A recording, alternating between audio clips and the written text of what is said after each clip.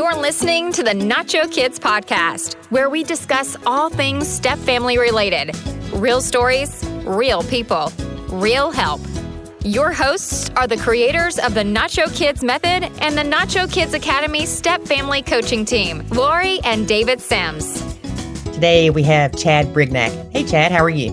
I'm doing great. How are you doing? Good. So tell us who you are. So I'm Chad Bignac. I'm a transformationist, consultant, author, and speaker. And I'm the co-author of our new book, Blend, Don't Break, written from the heart of blended family to all families. And it helps families create their own secret sauce in their family and blend without breaking. Okay. So are you in a blended family? We are in a blended family, yes. All right. So tell us about your blend. So my blend was my first wife passed away. I had two young kids, 1 and 5. My current wife's husband divorced her. She was a single mom for about 1.5 years. She had 2 kids, 10 and 15. We got married and blended our family in 2002. Okay. So you've been blending a while. Yes, we just turned 22 years in marriage. Congratulations. Thank you. What are some of the challenges you've experienced in the blend? I'm sure that's what led you to write this book, right? Yeah, so we got the calling to write this book probably about 15 years ago is when I first felt the burden. And I was like, what are we going to do? Write and say how you do everything wrong? Because it just felt so intense. And we were doing so many things that were not working in our family. And it's the biggest challenge is you make assumptions that the blend's just going to be natural and smooth. You make assumptions that the family dynamics can be the same. The hardest part for me is I came in as a disciplinarian. My wife came in as a protector. She was going to protect her kids above all else. I was going to discipline and make sure I was respected above all else. And those two things just clashed, and her and I never did get on the same page to understand that we're both disciplinary. We're both protectors, and it's the unity that's going to make the blend work the best above anything else. And something new is not taking time to discover our children, even my own. I have a son that I used to call my mini-me, and I no longer do that. I would have named him Chad Jr. My wife was like, no, we're not having another one of those. And I was like, okay, I get that. But I just had a call with him probably about 3 months ago, and it finally hit me that although we share a lot of the same attributes, things don't affect him the same as it does me, and vice versa. So I was making many assumptions, even about my own son, that was personality-wise really like me, on how life was impacting him, and never taking time to do what I call now become a student of your children. Mm-hmm. Yeah, I can see that. I know a lot of times I brought up stuff to my son about things that happened in the past, and he doesn't even remember it. And I'm thinking, how do you not remember that? Yeah. And it's because it didn't affect him like it did me. Yes. Or it didn't affect him like I thought it would. Mm-hmm. Yeah. That's correct. So your kids were a lot younger than her kids. Yes. And they had lost their mom. Yes. Were you okay with her disciplining your kids, and the issue was with you disciplining hers? Or how was all that? I was 100% okay with her disciplining the younger kids, my kids. Our shift was really because I was such a harsh disciplinarian. She began to shift over to protect my kids from me, not just her own kids. So she became the household protector. Oh. And I was being undermined constantly because I was just too harsh on my words and my disciplinarian. And I want to be clear that I did it wrong. My discipline approach was incorrect. Not that they didn't need to be disciplined, but I did it without making sure I had unification with my wife, because we chose to get married. Mm-hmm. The kids didn't choose for us to marry. Right. And we are to put our spouse above our children. So these statements that my kids are going to come first no matter what, when you enter the marriage like that, you're already setting yourself for opportunities to fail, because there's never going to be any unity in certain situations. So that's one thing that we did incorrectly, that I made assumptions that she would just get on board with my disciplinary and that her protection would fall away. Mm-hmm. And the more I disciplined, the more she protected, the more she protected, the more I disciplined, the more disrespect I felt. And it's just that downhill spiral that continued in our marriage. And we would have great conversations behind closed doors. We would have difficult conversations, but also great conversations behind closed doors. But as you'll read in the book, the environment we created that our kids saw was that I was the controller and she was weak. Mm-hmm. And that's just not what our marriage was, but that was their perspective. So her kids, as they got older, obviously, naturally wanted to protect their mom from me. Mm-hmm. So that's just a natural tendency. So did they just think you were just a mean person? Were you just hateful? Not all the time mean, but controlling. Like all the rules in the house were mine. And we didn't make any decisions together. And my wife now didn't have any say so in those decisions, which was not accurate all the time. When I was pushed against the wall, yes, I did put my feet in the sand and become that authority in order to move things forward. And they saw that in view in the household. Mm-hmm. And what it is, it's just that constant spiral. It's that my wife didn't feel loved. I didn't feel respected. She didn't feel loved. I didn't feel respected. And you just keep going down, down, down. And you don't realize how deep you've gotten. And everything we tried was just Band-Aids on that. So my focus is really about the best place to start is unity in your marriage. And then you have a message that goes out to the kids collectively. And then you start to gain influence in your house. That's the thing that's missing a lot of times in a blended family is you don't necessarily have authority. Kids don't just offer that to you. But we parent from a place of authority, and we don't realize the opportunity to parent from a place of influence. Model the life that we want them to live. Make them interested in wanting to be that kind of man or that kind of woman, or to be treated that way by a man or vice versa. Mm-hmm. They'll be drawn to that in a place of influence. And you'll have more opportunity to help them grow, to help them navigate life than you ever will using your authority. Right. Yeah. Kind of like nachoing. Let the parent do the parenting and you just be the support person. Yeah. Yeah. What's your relationship like with your stepkids now? It's amazing now. They all come to me with their struggles. They all come to me with life questions. I help them navigate through life. We are unified. What I would say they're healed from all the hurt that we've caused. No. But we're unified now, and the healing process continues. They look up to me. They respect me. They love me. They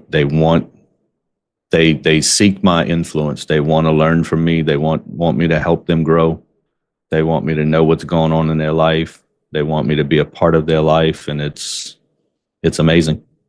What was the moment that things changed, or what was the straw that broke the camel's back? What happened for you to go, wait a minute, this isn't working. It's not going to work. I've got to change. So for me, my wife had a massive stroke December 1st, 2019. I'm sorry. And thank you. When she had that stroke, I looked up at my life, and I had been in construction for 30 plus years. And my buildings and bridges and homes are across multiple states, and you could see the landscapes of all of that success, if you would call it, from the world's perspective. But when I looked up and I saw where my marriage was just days before that happened, I saw the arguments we got into just weeks before the stroke happened. And I knew how distant my kids had become because I had become unapproachable. And at that time, we had our youngest was wayward from home. She had been gone for 3+ years before she returned. She returned in 2021 back to our family. And I looked up and I go, I don't have a legacy. I got all of these things I built, and I nearly destroyed my family. And I took full responsibility for that, because I do believe that when I said yes to marry Jadelle, I said yes to be the father of my two oldest kids. And that's a responsibility that I took on. And that's my role, to make sure that I created an environment where they could have been healed from their past and not reinforced the pain of their past. And that's what I ended up doing. And then I added pain on my kids. Was your stepkid's dad in the picture? He had committed suicide before we met. Wow. So your ex-wife passed away. Her ex-husband committed suicide. Yes. Wow. That's a lot for those kids to go through. Both of them. All of them. Yes. Yeah. And you know, all of these situations are a lot for them to go through, right? So we have to create environments where they can be heard, where they can find a place to be healed. I was just on a podcast the other day, and I told this story. If you ever seen a large tree replanted or moved, they take a big machine and they just sever the root system off, and they take a certain amount of the root system with it. Mm-hmm. Well, you have to dig a hole twice the size to put that tree back in, and then you fill it with fresh soil. Too many times, if you don't dig that hole big enough, or the soil isn't loose enough, or you don't water it or fill it back as it goes down or nurture it, whatever, that tree is going to die. And with kids, we sever them from an environment. We put them in a new environment without over digging the hole. We want to immediately say, okay, this is the new environment, grow. Well, we need to over dig that hole. We need to pull it with fresh soil, which means flexibility, which means it's not my way anymore. I have to create an environment for them to grow back into. Mm-hmm. And that's when they'll flourish. So we forget about nurturing. We forget about watering. We just pick them up and put them in a new environment. And the root system's been severed from everything they knew. Whether that's in a loss of a parent, or whether that's in divorce, or whether that's in any other dynamic, whether that's an adopted family, doesn't matter. They're being severed from what they knew, good or bad. And you're asking them to just immediately blend. Mm-hmm. And it just doesn't work that way. They need time to be nurtured. They need time to be watered. They need their roots to go back into this new soil that you've planted them in order for them to grow and thrive. So you mentioned that you had thought of writing the book several years ago. 15 years ago? Is that what you said? Yes. And then your wife had this stroke 6 years ago, or almost 6 years ago. Yes. Was her having that stroke what made you write the book? So my wife and I both stand on our faith. And that is really what drove us to write the book in this particular timing. You know, I felt led to write the book about 15 years ago. 10 years ago, her and I began to talk about it and said there's got to be a better way to have blended family. We didn't have all the answers. 2020 is when I looked up and said, okay, I don't have a legacy. Something's got to change. I started working on myself. 2022, we took our first family vacation again. And we had our first family meal, and the kids took a risk to say, okay, we're going to go on this family vacation. But I knew they were all on edge. What kind of man are we about to see? Is this guy really changed? Mm-hmm. They had seen the transformation started, but they had never spent days with me in the same house. So all of us went and stayed in the same house, and they saw a dad that they had never seen before. And that's really when things started to work, and I was like, okay, my ability to not be triggered by things that are just different can change this family. 100%. My approach can change this family. If I still get triggered. They do things. My wife does things. I do things that trigger. Mm-hmm. It's how I just don't react anymore. Mm-hmm. Yeah. I respond. I take a moment to process that. I go, okay, that's who he is. That's who she is. And I look at it from a different perspective now. And from 2022 and that first family vacation, that's really when it just started to take a little bit of traction. okay, now we have some insights as to how to make this better. Now we know some things that we're missing because we're doing them now. We're working on better communication, and we're working on, this is the family we want. And I've learned how to, as I write in the book, drop the rope. I'm the first one to drop the rope in the tug of war, to go, okay, I'll let go first. I've learned about closing the gap, that the harder I tried to pull and tug, the wider the gap became. Yep. But if I want to let go, that gap will just start to naturally close. I told someone, I said, if the first thing you're saying to your children when they walk in from the other parent or from school or anything like that is something like, you wore that to school, or your mom let you do that, or your dad let you do that, you're basically pushing them out the door. If you can't say, hey, welcome home, I love you, if you can't say anything positive, I would suggest you smile and hug your child and don't say anything at all. Yeah. As they come in the door. And it's those initial moments that we want to sit there and jump in and fix. That's what I call trying to close the gap. There's a difference between how they're living and how we want them to live. And we think we can struggle harder to fix that. On this first family vacation, I didn't try to fix anything. I let them be them. I was me. We had more fun, more laughter. And we actually had more growth than ever before because everybody was able to just be themselves. And the differences were not right or wrong. They were just differences. So in 2023, we met our book editor in December of 2023. And after that conversation about not always talking about what we didn't do correctly, but what we learned that we could have done to help our family, that sparked the book, and we started writing in March of 2024. Wow. Congratulations. Thank you. Yeah, I'm working on my book. It's not as easy as you would think. It's a process, and it's a journey. That's for sure. We did release our book November of 2024, so it's on Amazon. And we set out to write one for blended families, but we really feel like it came from the heart of our blended family that will help impact all families. Yeah. Well, that's kind of like what we do. We teach people to respond versus react, to look at things from a different perspective, to give things the proper emotional weight, to look at yourself. And like you did, kind of that self-development of what can I do to make things better? But you can apply it in all aspects of life. Yes. So how is your wife doing now? She's doing well. She has some left side ailments still, loss of use of her left hand, which in her left arm, and then her gait on her walk is off, but she is still improving every day. We don't believe in plateau.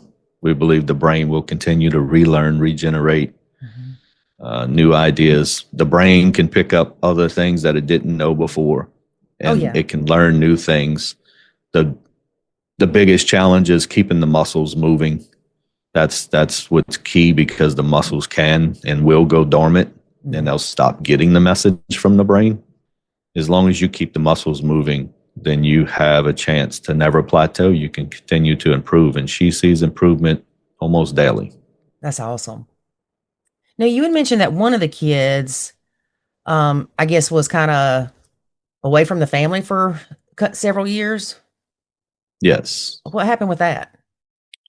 So her story is actually in our book, because each of our children have a chapter where we interview them, and they're able to share their perspective of our blended family. I like that. So I don't want to share too much of her story, because I want people to get the book, and she's going to author a book herself in the future and give more of her testimony in her life. About blended families? About her life, which she chose, the pathway she chose. Yeah. And why she left home. So she I was can get her on the podcast as a stepkid. Yeah, she was just 2 years old when we got married. She had two parents as far as we knew, but we did a poor job in celebrating their parents. We did a poor job in communicating their parents. We didn't talk about my first wife. We didn't talk about Jadel's first You husband. didn't acknowledge that there were other Yeah, his came with some negative things because of the choices he made, and I wasn't able to find the positive. And my marriage ended. It was a good marriage. So when she passed, we were happily married. So there's some levels of a replacement factor there that we were struggling with, both me and my wife. And so we didn't talk about it much. So she got information about, Karen was her name. She got information about her mom from other places, and she began to take on other people's emotional baggage in addition to her own. And I didn't do a good job of creating an environment to celebrate both parents, which I am an advocate for now. Whether you ended in a horrible divorce or it was a death, you have to find a way to celebrate the positive about the other parent. If you want to have the best environment in your home, you cannot have an environment that either removes them or puts a negative environment about them around you. If you want different, you got to actually act different in order to create a very positive environment. And I'm not saying it's easy. We had our own struggles and we failed at it. And because we failed at that one thing, I believe because I didn't share her mom with her and she picked up that baggage someplace else, that became hurt that started at a very young age. And she was one that would rebel on the inside, not on the outside, until the age of 16 and the rebellion started to come on the outside. She chose a lifestyle that we didn't agree with, being in a Christian home. We had conversations about it. We just simply wanted her to be honest with herself and with us. As she began to lie and deceive, she felt judged and challenged and unaccepted, and just that another one of those spirals. So she bolted, and she was gone for about 3.5 years. Oh, wow. We're still in conversations about what caused her to return, but she went to a woman's recovery home and got back in her faith with Christ, and he changed her life, and they showed her a love that she had never seen before. And that love is what allowed her to make the transition. Now, she returned to us. We the ones that flew her back home. So there was still a level of authority, love, influence, those things that were there. It was just very, very deep and very, very distant behind a bunch of walls of pain and hurt. And her story has a lot to do with my growth as well, because she came back in 2021. I saw her life being transformed, so I knew my life could continue to be transformed. And it's just been so much growth. I grow now from conversations with my grandkids. We have a grandson that is the sweetest kid you ever meet, and his heart of compassion is one of the reasons why I teach on compassionate leadership, because he has helped me to change my life. Now, that took me being open and transparent to go, okay, I can learn from a 9-year-old, an 8-year-old, he's now 10 years old. I can learn from everyone if I'm open and honest with myself. And now I have the privilege of teaching on compassionate leadership. Whereas if you look back just 10 years, I was not a compassionate person, not at work, not at home. So her life journey really put us in a place of discovery and wondering. We moved from pointing the finger at her to being fully at fault, to pointing the finger at ourselves to say, what role did we play in her feeling like this was the only way out? This was the only way to find love. This was the only way to find acceptance, was to make such a difficult choice. Right. And that's what we had to face. Yeah. Did you feel like, I know when somebody passes, they turn into a saint. They could be the most horrible person in the world and they pass away, and all of a sudden everything bad they did was forgotten. Did you ever feel like that you were competing with a ghost as far as their dad, or maybe your kids felt like, or your wife felt like she was competing with your ex that had passed as far as the mom figure? Yeah. So my wife did struggle with the competition thing, the insecurity from I'm not like her. He wants me to be like her. I can't live up to that. That's not who I am. And that was one of the conversations that we never did really have. We wrote about it in the book because we did finally have conversations about it. 20 years later, 21 years later, we finally had conversations about it. And that was the struggle, is that there was a level of insecurity that she felt. And my approach to that was, get over it. That's not true. And we didn't have real conversation. Mm-hmm. And that's the problem. It was okay for me to say, yes, I did have a happy marriage. Yes, I was in love with Karen. Mm-hmm. Yes, this is what I loved about it. And yes, you have some things that remind me of her, but that's not why I chose you. That's not why we're married. Right. That conversation never took place in a positive way. And I take fault in that as well, that because of the insecurity, my solution was to remove her from the house, not share her publicly with the kids to protect my marriage because my wife comes first. And that was just the way wrong approach. And those insecurities didn't go away by me doing that. Mm-hmm. They actually continued, and they stayed there for 20 years. Because when we would go visit family, her name would come up and those insecurities would live there. So I had a responsibility to help my wife shoulder those insecurities and process them so we could grow from that, both of us. As far as their dad, I didn't have the right approach to that kind of a choice in that moment. Again, we always look at differences as right and wrong. We have a natural tendency to do that when they're simply just differences. Mm-hmm.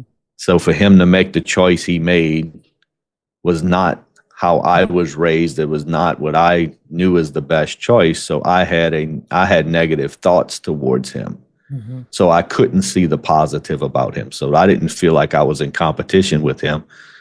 And this is the first time I'm saying this because I just realized that I took the approach that I'm better than him. Mm-hmm. And you just brought that out in me in this conversation because I had never said that before. And I've never thought that I felt that way. But as we're talking through this, the reality is the approach I took was I'm better than him. Mm-hmm. And it's because of the work you've done on yourself these past few years that you can even see that. Yes. Yeah. And now you realize you weren't any better than him. Y'all were just different. That's correct. Yeah. Yeah. We never know what somebody else is carrying. That's right. I guess they were still married when that happened with him? He had divorced her, and about a year and a half later, he took his life. Okay. So the kids went through the parents getting divorced and then losing a parent. Yes. And they could have easily blamed that on their mom of you left dad. I mean, I'm just speculating all kind of stuff, but you left dad and then he's no longer here and it's your fault. I mean, that could have easily went that way with those kids. Yeah. I mean, there's so many things we subconsciously do that we don't even know. And that's why I say that's why we have to create an environment for healing, because we don't know how they took that. We don't know where the blame lies unless they say it. Right. I told somebody the other day, I would love to have 4 outwardly rebellious children, because you know exactly what they're thinking and how they feel. It's the ones that carry it on the inside that you don't know how deep the hurt goes and when it's going to turn into an outward rebellion. And those are never good. Yeah. My parents should be glad I was outwardly rebellious then. They should. Yeah. Knowing what I know now, 100%, they should celebrate it and find a way to do it, in the right environment, respectfully. But I would celebrate a child that's willing to say what's on their mind at any moment, knowing what I know now. Yeah.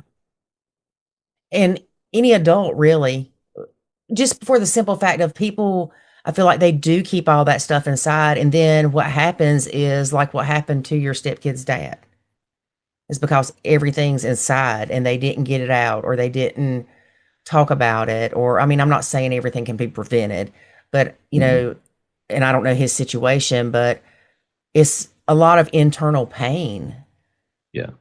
Yeah.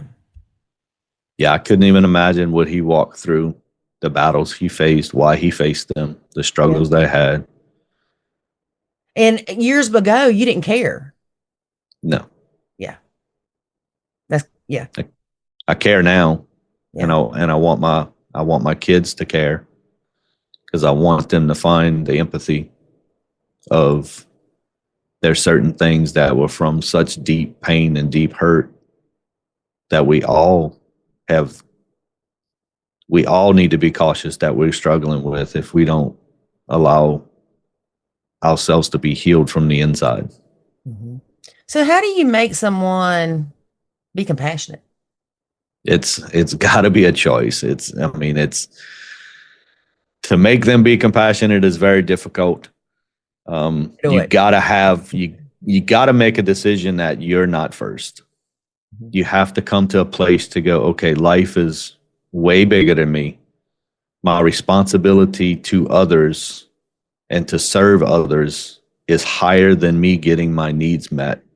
And that's the first place you have to start. When you start there, then you can start to do that dig of discovery to go, okay, what's in me that causes me to react certain ways? I say that we have those triggers, and I've come to a place now where, again, I'll tell you, I still have many of the same triggers. But what I realized is when I'm triggered, if the reaction gives me a message, because it's nothing but a symptom of something deeper, the reaction tells me a story. So if I react in anger, or if I react in withdrawal, or I react in any of those things, that is a symptom giving me a message. Mm-hmm. It's just like pain in your body. If you start to feel pain someplace you haven't felt it before, you're like, okay, what is that message? What is going on? That is what a reaction is. It's a signal. And too many times we cover that symptom up with another reaction. And we cover that one with another reaction. And we cover that one, and you see where I'm going. So now you're 5, 10, 50 reactions down the road, and you're going, what's wrong? Why can't I fix this? Well, you're so far from the trigger, you have no idea what the real root of what triggered you to start with. You simply just know you're mad. Mm-hmm. And you're mad at the last 5 things someone just reacted to you about. So that's how we get into that overreaction syndrome. And overreaction just comes from real deep hurt. So anytime you look at your reactions or overreactions, if you take that initial thing as a symptom to go, okay, something just triggered me, I want to find out what that is. When you find out what that is, then you can find out, okay, what's the root cause of that trigger? So for example, for me, I always struggle with feeling valued and respected in my home. And I would get triggered by the simplest things, by somebody eating my ice cream, somebody doing something. It would be and I would go straight to overreact. Well, they would justify themselves and I would react again. Now, when something triggers me, I pause and I go, okay, why did that just affect me? I see what just happened. So what just happened was my wife didn't order the chips I want. And I'm going to the extreme because it's easier to talk in extremes, but she didn't order the chips I want in the grocery list. So they didn't show up. I go to eat chips. There's no chips. Well, I immediately have a trigger. Mm-hmm. Well, in the past, I would say, why I don't have chips? Now I go, okay, I just got triggered for not having chips. It's chips. It's the stupidest thing. So why is that bothering me? Well, it bothers me because I'm getting a message that she doesn't value me. Is it true that she doesn't value me? No, that's not true. So why do I feel that way? And I go the other way and I dig deeper instead of going the opposite way in the reaction and overreaction. I go the other way and I dig inside myself to try to find the root cause of why a missing bag of chips can turn into an explosion. Mm-hmm. And I think people deal with that all the time. They deal with it in marriage. They deal with it in their families, in blended families. Kids react that way. Parents react that way. We have to model the example first. So compassion, which embodies servant leadership, it embodies empathy. It embodies sympathy. It embodies you going first. And it's risky. And most people won't walk in compassion because they don't want to take the risk. I'm going to get hurt. I'm going to get offended. My needs aren't going to get met. And I'm here to say, you're right. All of those things are going to happen. But what you do with those is your choice. Mm-hmm. You can take on offense and not live in offense. You can take on disrespect and not be disrespected. Mm-hmm. That is all based on your maturity level as a person. And when you grow in maturity, you can grow in compassion. And the more you grow in compassion, I will challenge you that the more you will actually grow in maturity, the stronger you will become, not the weaker. That's the other part. A lot of people go, okay, compassion is weakness. No, it's not. It's strength. Mm-hmm. It's the total opposite of weakness. It is strength. When I am willing to lay my life aside for the needs of others in a compassionate approach, I'm stronger for doing that than I'll ever be weaker for doing that. Right. What's the relationship like with your stepkids and bio kids? Because there's a pretty good age gap. 5-10 years. Yeah. So they are now 37, 33, 27, and 24. So 13 years from girl to girl. And either way, it's girl, boy, boy, girl. So from girl to girl, it's 13 years.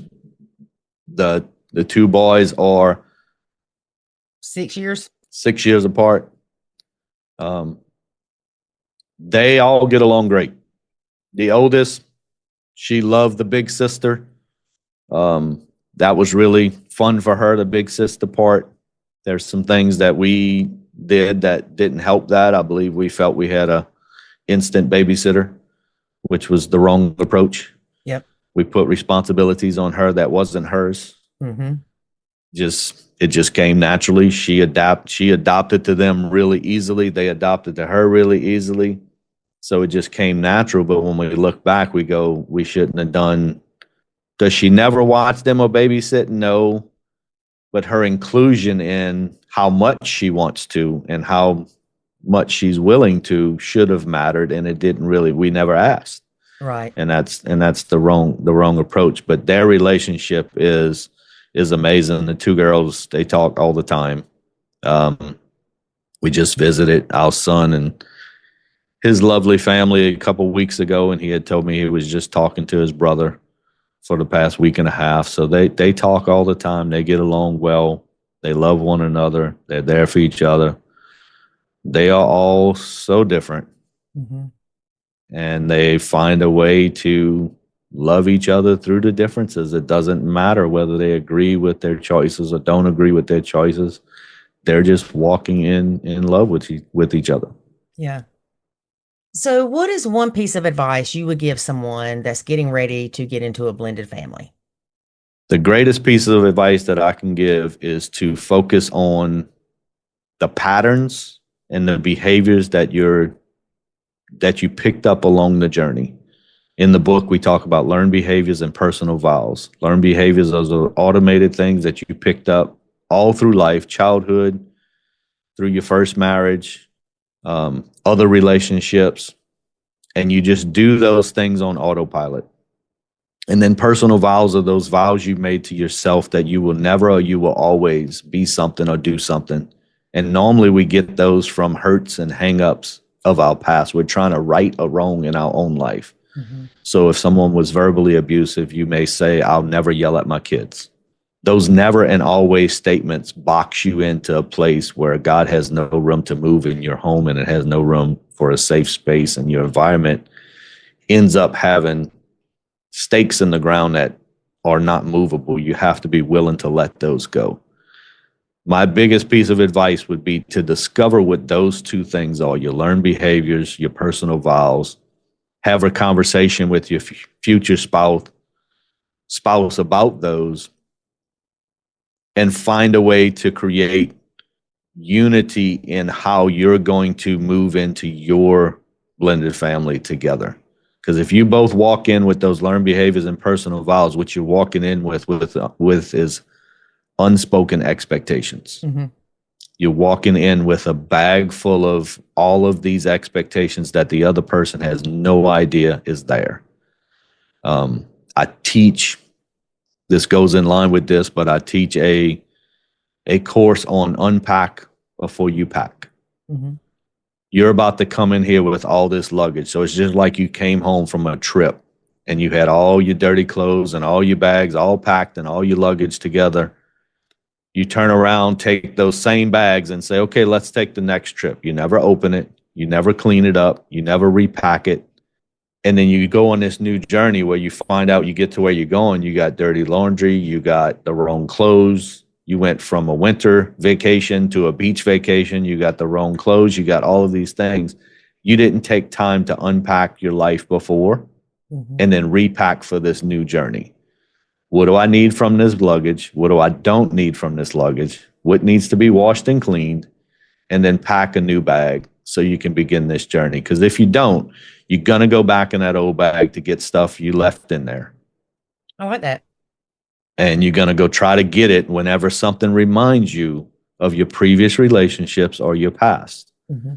And you're going to put a bunch of burden on your spouse to say, or children or stepchildren, because something's going to trigger you from your past that's going to remind you of where things went wrong. And you're going to immediately equate that to that person. And they're going to now be carrying your entire past of why the first marriage failed or why something went wrong in the past over one little personality trait. Yeah. That has just made them the exact same person that didn't work before. And that's because you didn't take time to unpack the bags before you begin a new journey. Right. Right. Well, thank you, Chad, for being a guest and sharing with us about your book. And where can people find you? So my website is chadmbrignac.com. That is where my leadership page is. There's links to the book there. The book's also available on Amazon in hardcover, paperback, and Kindle version. Okay. All right. Well, thanks so much. Thank you. All right, folks. Thanks for listening. We appreciate it. And remember that life is good. And it really is when you nacho. Thanks for listening to this episode of the Nacho Kids Podcast. Find us online at nachokids.com. Until next time, remember, life is good when you nacho.